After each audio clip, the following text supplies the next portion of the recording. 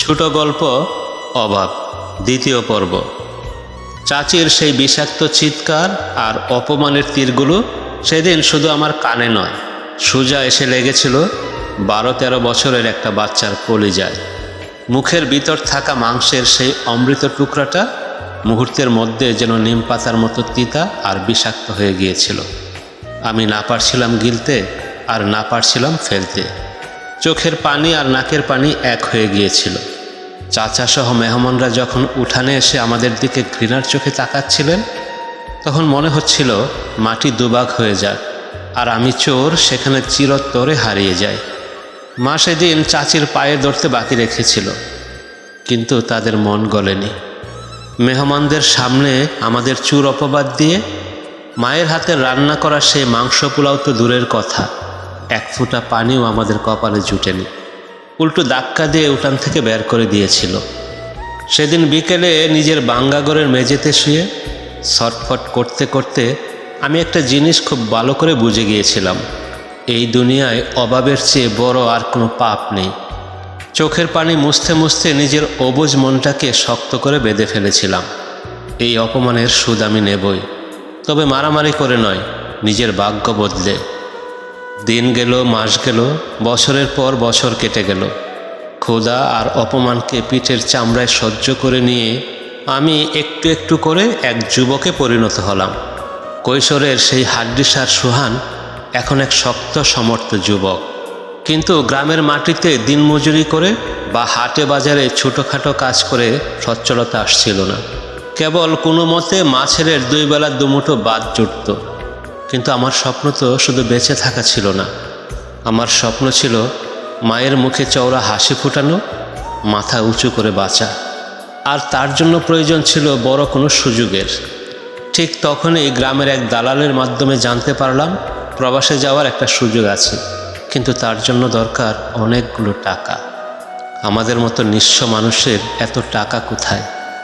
একমাত্র সম্বল ছিল বাবার রেখে যাওয়া ভাঙ্গা বাড়িসহ এই বিটে মাটিটুকু।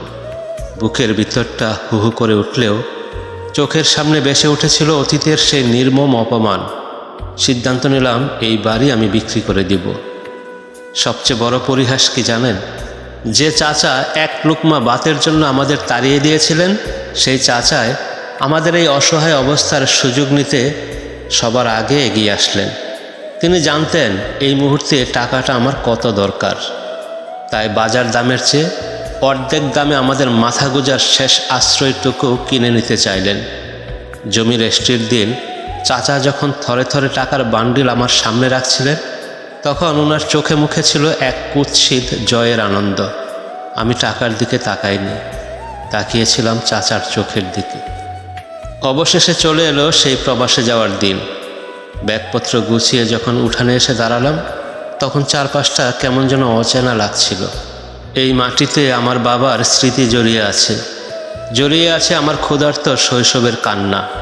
মা সকাল থেকেই ঘরের কোণে বসে ফুপিয়ে ফুপিয়ে কাঁদছিলেন। আমি যখন মায়ের সামনে গিয়ে দাঁড়ালাম, মা নিজের আবেগ ধরে রাখতে পারলেন না। 2 হাতে আমাকে শক্ত করে জড়িয়ে ধরে কেঁদে উঠলেন। মায়ের চোখের গরম জল আমার কাঁধ ভিজিয়ে দিচ্ছিল। মা কাঁদতে কাঁদতে বললেন, বাজান রে, আমার বুকটা যে খালি হয়ে যাচ্ছে। তুই ছাড়া এই দুনিয়ায় আমার আর কি আছে রে বাবা? অচেনা অজানা দেশে যাচ্ছিস, ঠিক মতো খাওয়া দাওয়া করিস, নিজের খেয়াল রাখিস বাজান। মায়ের সেই কান্না আমার বুকের ভিতরটা দুমড়ে মুচড়ে দিচ্ছিল।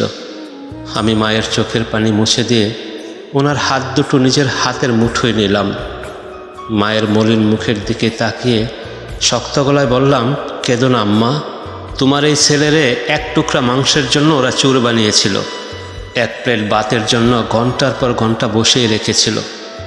আমি যাচ্ছি আমাদের ভাগ্য বদলাতে, তুমি শুধু দোয়া করো আমি যেন বুক ফুলিয়ে আবার তোমার বুকে ফিরে আসতে পারি। তখন এই গ্রাম দেখবে তোমার ছেলে কি করতে পারে। মাকে বাবার এক দুঃসম্পর্কের আত্মীয়ের জিম্মায় রেখে ব্যাগটা কাঁধে তুলে নিলাম, আর পিছনে ফিরে তাকাইনি। রওনা হলাম এক বুক স্বপ্ন আর এক মহাসমুদ্র সমান প্রতিশোধের আগুন নিয়ে দূর প্রবাসের উদ্দেশ্যে, যেখানে হাড়ভাঙ্গা খাটুনি আছে ঠিকই, কিন্তু আপন মানুষের দেওয়া কুৎসিত অপমান নেই। চলবে।